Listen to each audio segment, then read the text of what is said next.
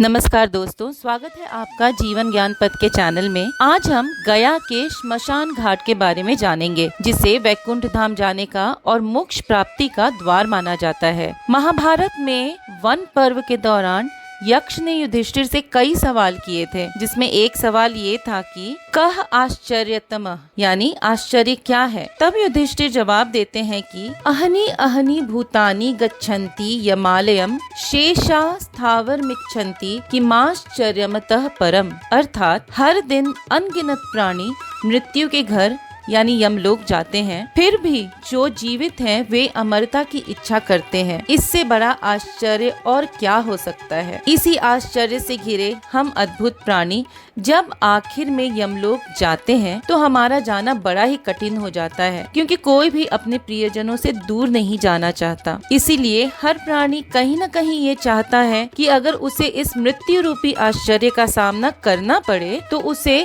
दोबारा इस जीवन मृत्यु के क्रम में न फंसना हो। और इसी जीवन मृत्यु के क्रम से छुटकारा पाने के लिए कई लोग चाहते हैं कि उनका अंतिम संस्कार विष्णु पद के श्मशान घाट पर किया जाए और उनके जाने के बाद उनका पिंडदान भी किया जाए, ताकि उन्हें दोबारा जन्म न लेना पड़े। इसी चक्र से छुटकारा दिलाता है बिहार का प्रसिद्ध मंदिर विष्णुपद धाम और उसी के बगल में स्थित विष्णु मसान मंदिर। बिहार हमारे देश का एक अति प्राचीन स्थान है, जिसका उल्लेख हमारे वेदों और पुराणों में भी मिलता है। बिहार का सबसे प्राचीनतम उल्लेख ऋग्वेद में मिलता है, जहाँ बिहार और बिहार के लोगों का उल्लेख कीकर के नाम से किया गया है। इसी बिहार में स्थित कई प्राचीन और ऐतिहासिक मंदिरों में से एक मंदिर है विष्णुपद धाम मंदिर, जहाँ दुनिया भर से लोग अपने अपनों के पिंडदान के लिए आते हैं। विष्णुपद में किए गए पिंडदान से मोक्ष की प्राप्ति होती है और जीवन मृत्यु के चक्र के बंधन से हम मुक्त हो जाते हैं। इसी मोक्ष धाम गया जी में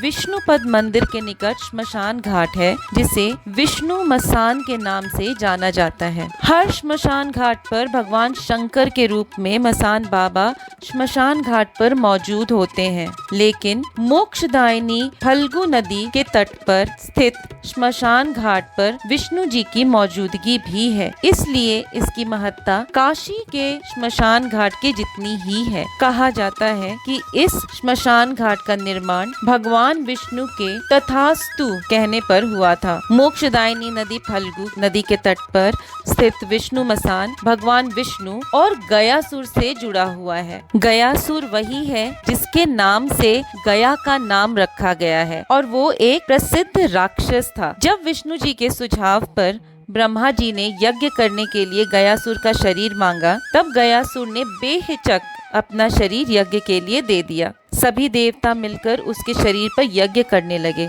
इस यज्ञ के द्वारा देवतागण गयासुर की छाती पर धर्मशिला रखकर उसे मारना चाहते थे, लेकिन वो नहीं मरता है। फिर भगवान विष्णु खुद प्रकट होते हैं ताकि वो उस शिला को दबा सकें और गयासुर को मार सकें, लेकिन उससे पहले वो गयासुर से उसकी अंतिम इच्छा पूछते हैं। तब गयासुर यह वर मांगता है कि वह उस शिला में समाहित हो जाए और उसके ऊपर भगवान विष्णु का चरण विराजमान हो जाए, और जो इस शिला पर आकर पिंडदान करेगा उसके पितरों को मोक्ष की प्राप्ति होगी। तब भगवान विष्णु तथास्तु कहकर उसकी इच्छा को पूर्ण करते हैं, जिसे आज हम विष्णुपद के मंदिर में देखते हैं।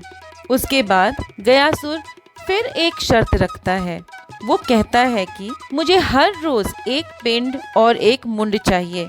अगर मुझे विष्णुपद में पिंड नहीं पड़ा और मसान घाट पर मुंड नहीं दिया गया तो इस नगर का अस्तित्व मिट जाएगा।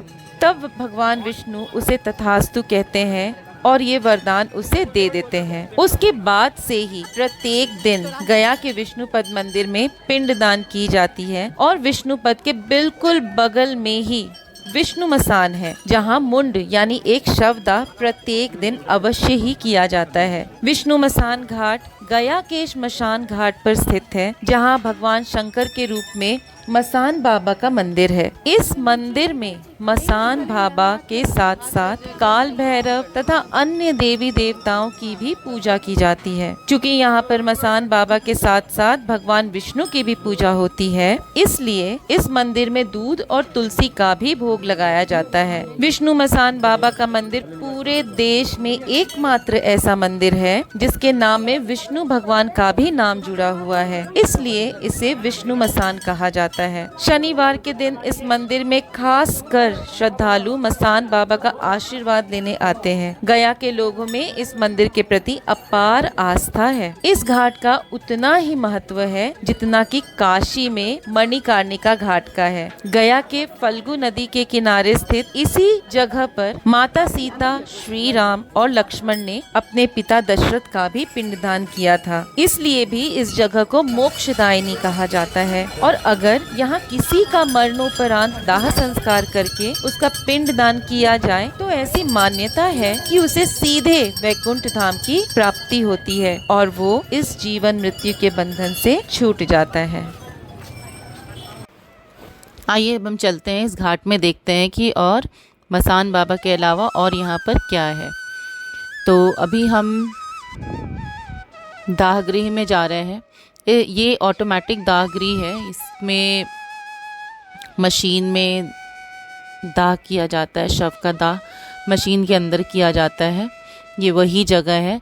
इसके अलावा फल्गु नदी के किनारे घाट भी है जहाँ पर अंतिम संस्कार किया जाता है।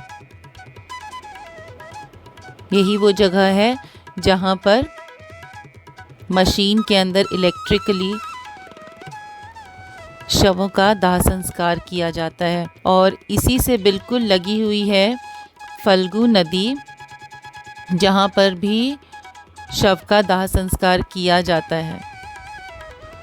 तो ये है मुक्ति धाम, गया जी का मुक्ति धाम, जो कि बहुत ही प्रसिद्ध है। और यहाँ पर जो भी जिनका भी दाह संस्कार होता है को मोक्ष की प्राप्ति होती है।